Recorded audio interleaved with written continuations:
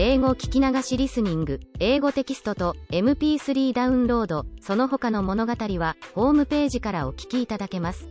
88thpp.com 88thpp.com 10th April. Dear Mr. Richman, here's your check for $50. Thank you very much, but I do not feel that I can keep it. My allowance is sufficient to afford all of the hats that I need. I'm sorry that I wrote all that silly stuff about the millinery shop, it's just that I had never seen anything like it before. However, I wasn't begging. And I would rather not accept any more charity than I have to. Sincerely yours, Jerusha Abbott. 11th April. Dearest Daddy, will you please forgive me for the letter I wrote you yesterday? After I posted it, I was sorry and tried to get it back, but that beastly mail clerk wouldn't give it back to me. It's the middle of the night now. I've been awake for hours thinking what a worm I am, what a thousand-legged worm, and that's the worst I can say. I've closed the door very softly into the study so as not to wake Julia and Sally, and am sitting up in bed writing to you on paper torn out of my history notebook. I just wanted to tell you that I am sorry I was so impolite about your check. I know you meant it kindly, and I think you're an old dear to take so much trouble for such a silly thing as a hat. I ought to have returned it very much more graciously. But in any case, I had to return it. It's different with me than with other girls. They can take things naturally from people. They have fathers and brothers and aunts and uncles, but I can't be on any such relations with anyone. I like to pretend that you belong to me, just to play with the idea, but of course I know you don't. I'm alone, really, with my back to the wall fighting the world, and I get sort of gaspy when I think about it. I put it out of my mind, and keep on pretending, but don't you see, Daddy? I can't accept any more money than I have to, because someday I shall be wanting to pay it back, and even as great an author as I intend to be won't be able to face a perfectly tremendous debt. I'd love pretty hats and things, but I mustn't mortgage the future to pay for them. You'll forgive me, won't you, for being so rude? I have an awful habit of writing impulsively when I first think things, and then posting the letter beyond recall.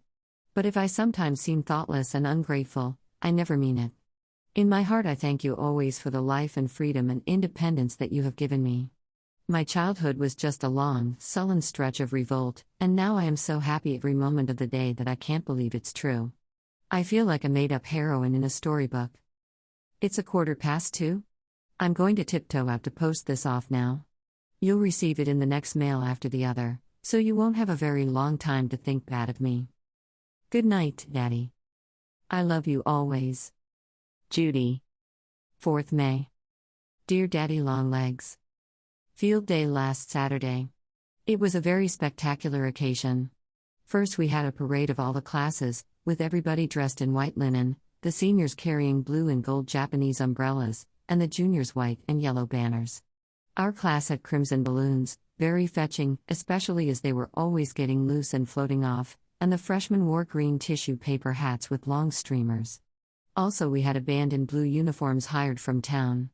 Also about a dozen funny people, like clowns in a circus, to keep the spectators entertained between events. Julia was dressed as a fat countryman with a linen duster and whiskers and baggy umbrella. Patsy Moriarty, Patrici really. Did you ever hear such a name? Mrs. Lippett couldn't have done better. Who was tall and thin was Julia's wife in an absurd green bonnet over one ear. Waves of laughter followed them the whole length of the course. Julia played the part extremely well. I never dreamed that a Pendleton could display so much comedy spirit, begging Master Jervy's pardon. I don't consider him a true Pendleton though, any more than I consider you a true trustee. Sally and I weren't in the parade because we were entered for the events. And what do you think? We both won. At least in something. We tried for the running broad jump and lost, but Sally won the pole vaulting, 7 feet 3 inches, and I won the 50-yard sprint, 8 seconds. I was pretty panting at the end, but it was great fun, with the whole class waving balloons and cheering and yelling. What's the matter with Judy Abbott? She's all right. Who's all right? Judy Abbott. That, Daddy, is true fame.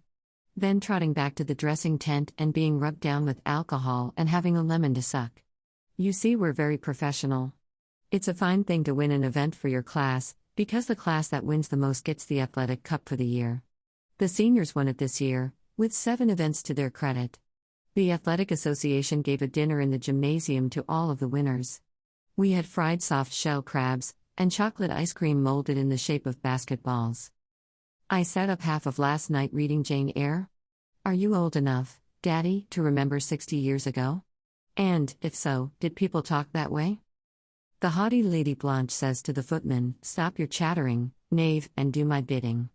Mr. Rochester talks about the meadow welkin when he means the sky, and as for the mad woman who laughs like a hyena and sets fire to bed curtains and tears up wedding veils and bites, it's melodrama of the purest, but just the same, you read and read and read.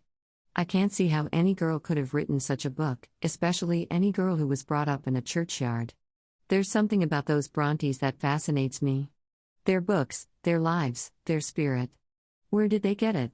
When I was reading about little Jane's troubles in the charity school, I got so angry that I had to go out and take a walk. I understood exactly how she felt. Having known Mrs. Lippett, I could see Mr. Brocklehurst. Don't be outraged, Daddy.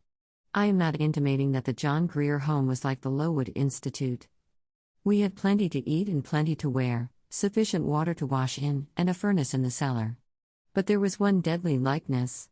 Our lives were absolutely monotonous and uneventful. Nothing nice ever happened, except ice cream on Sundays, and even that was regular. In all the 18 years I was there, I only had one adventure, when the woodshed burned. We had to get up in the night and dress so as to be ready in case the house should catch. But it didn't catch and we went back to bed. Everybody likes a few surprises, it's a perfectly natural human craving. But I never had one until Mrs. Lippett called me to the office to tell me that Mr. John Smith was going to send me to college. And then she broke the news so gradually that it just barely shocked me. You know, Daddy, I think that the most necessary quality for any person to have is imagination. It makes people able to put themselves in other people's places. It makes them kind and sympathetic and understanding. It ought to be cultivated in children. But the John Grier home instantly stamped out the slightest flicker that appeared. Duty was the one quality that was encouraged. I don't think children ought to know the meaning of the word, it's odious, detestable. They ought to do everything from love. Wait until you see the orphan asylum that I am going to be the head of. It's my favorite play at night before I go to sleep. I plan it out to the littlest detail, the meals and clothes and study and amusements and punishments, for even my superior orphans are sometimes bad. But anyway, they are going to be happy.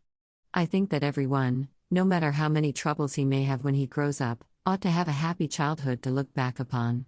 And if I ever have any children of my own, no matter how unhappy I may be, I am not going to let them have any cares until they grow up. There goes the chapel bell. I'll finish this letter sometime. Thursday. When I came in from laboratory this afternoon, I found a squirrel sitting on the tea table helping himself to almonds. These are the kind of callers we entertain now that warm weather has come and the windows stay open. Saturday morning. Perhaps you think, last night being Friday, with no classes today, that I passed a nice quiet, readable evening with a set of Stevenson that I bought with my prize money? But if so, you've never attended a girls' college, Daddy dear. 6 friends dropped in to make fudge, and one of them dropped the fudge, while it was still liquid, right in the middle of our best rug. We shall never be able to clean up the mess. I haven't mentioned any lessons of late, but we are still having them every day. It's sort of a relief, though, to get away from them and discuss life in the large, rather one-sided discussions that you and I hold, but that's your own fault. You are welcome to answer back any time you choose. I've been writing this letter off and on for 3 days, and I fear by now vous êtes bien bored. Goodbye, nice Mr. Man. Judy. Mr. Daddy Longlegs Smith. Sir, having completed the study of argumentation and the science of dividing a thesis into heads, I have decided to adopt the following form for letter writing. It contains all necessary facts, but no unnecessary verbiage. We had written examinations this week in A. Chemistry. B. History. 2. A new dormitory is being built. A. Its material is A. Red brick. B. Gray stone. B. Its capacity will be A. 1 dean, 5 instructors. B. 200 girls. C. 1 housekeeper, 3 cooks, 20 waitresses, 20 chambermaids. 3. We a junket for dessert tonight. 4. I am writing a special topic upon the sources of Shakespeare's plays.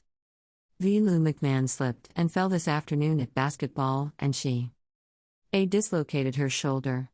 B. bruised her knee. I have a new hat trimmed with A. blue velvet ribbon. B. 2 blue quills. C. 3 red pom-poms. 7. It is 9:30. 8. Good night, Judy. 2nd June. Dear Daddy Longlegs, you will never guess the nice thing that has happened.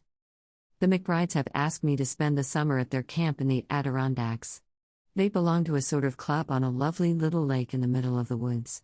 The different members have houses made of logs dotted about among the trees, and they go canoeing on the lake, and take long walks through trails to other camps, and have dances once a week in the clubhouse. Jimmy McBride is going to have a college friend visiting him part of the summer, so you see we shall have plenty of men to dance with. Wasn't it sweet of Mrs. McBride to ask me? It appears that she liked me when I was there for Christmas. Please excuse this being short. It isn't a real letter, it's just to let you know that I'm disposed of for the summer. Yours. In a very contented frame of mind. Judy. 英語聞き流しリスニング、英語テキストと MP3 ダウンロード、その他の物語はホームページからお聞きいただけます。88thpp.com 88thpp.com